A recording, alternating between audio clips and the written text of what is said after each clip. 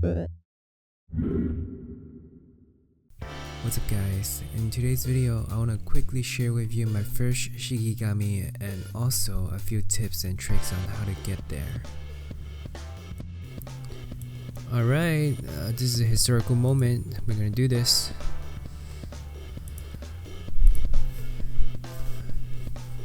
My first 6-star, 1, 2, 3, 4, 5.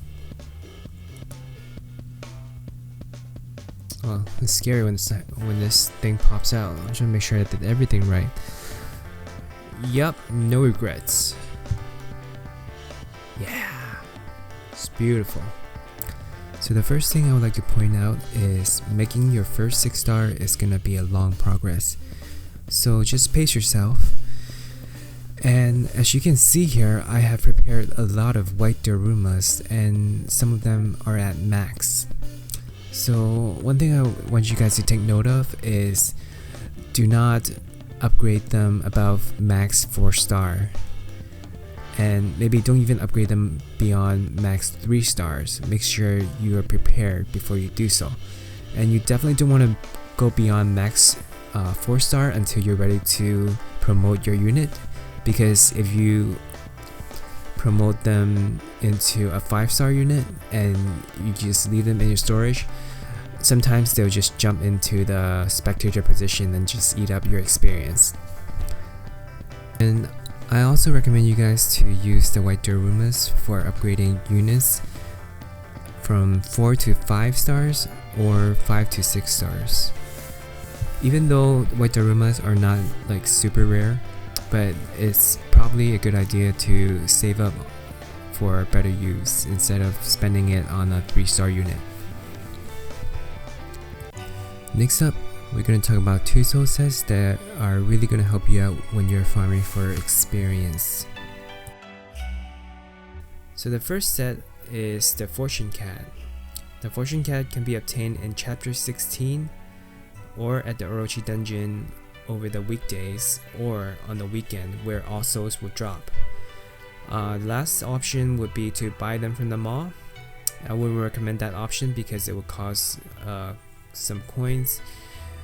The grade level of the soul doesn't really matter, so even if it's just 1 star or 2 stars, it's still usable as long as the effect activates. And the second set is gonna be this little guy that looks like a bluebird called a Azerbaijan, and it can only be obtained via the Orochi dungeon on the weekends, and you can also buy them from the mall. And if you're buying them from the mall, be sure to don't overshot and try to reach for anything above 4 stars because that's just too expensive. And it doesn't really matter what stats it provides, as long as you complete a set, it will serve its purpose. And what it does is it's gonna give you 3 extra orbs at the start of the battle. Okay, so now that we've finished talking about the soul sets, I want to talk about the Fodders you want to bring along with you. You can pretty much bring any end grade or material units, or even some of the R-graded units if you decide to use them as Fodders into the exploration map.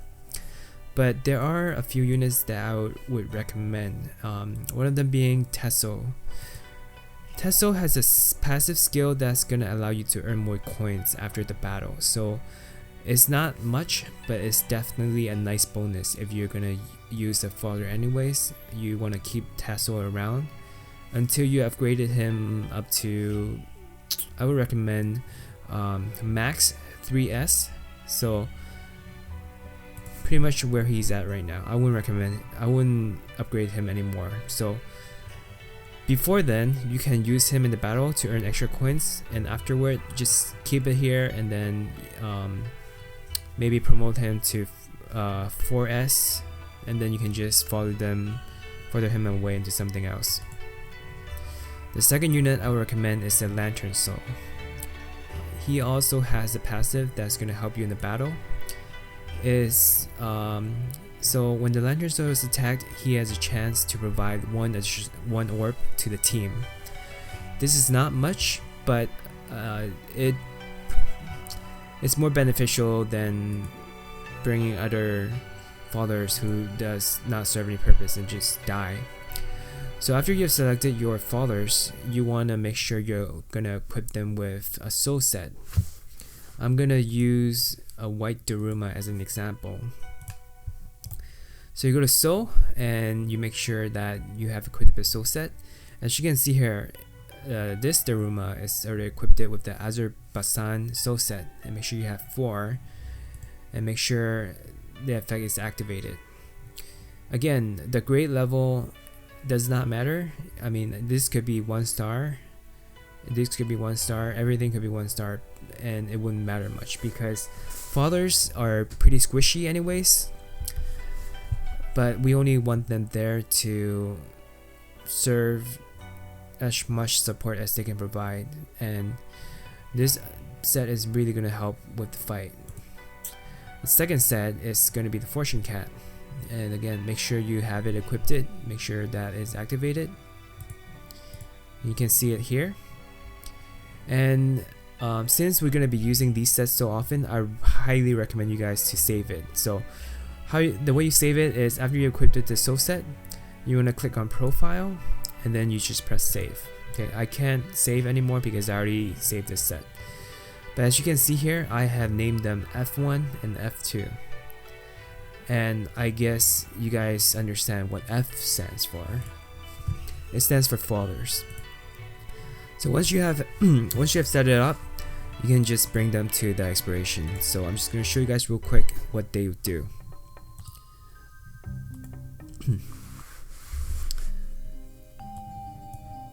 So I'm just going to pick a random opponent, and I'm going to show you guys the difference between using the fodders that we have just equipped the soul set with and other fodders where they don't have any soul set on them. And if you can't find the soul sets I've mentioned, you can just throw any souls onto the fodders. Okay, any souls at all. It doesn't matter if they're good or bad. You know, it helps to give them a small boost in stats, even though they might get 1 shot anyway. So, okay, these souls, these fodders do not have any souls on them, as you can tell. And we're gonna use this here for this battle, and then next one we're gonna try the ones with soul sets. Ready? So you do take note that I only have 3 orbs, okay? And I started with 3 orbs, and I've just used them up.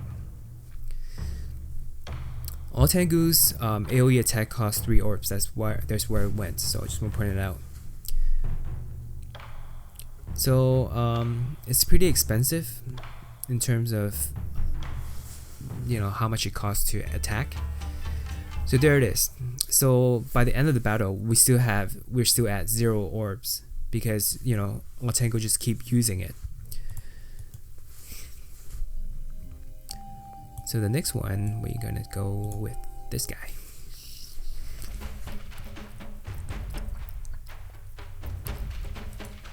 Of course, we're gonna choose a different fodder.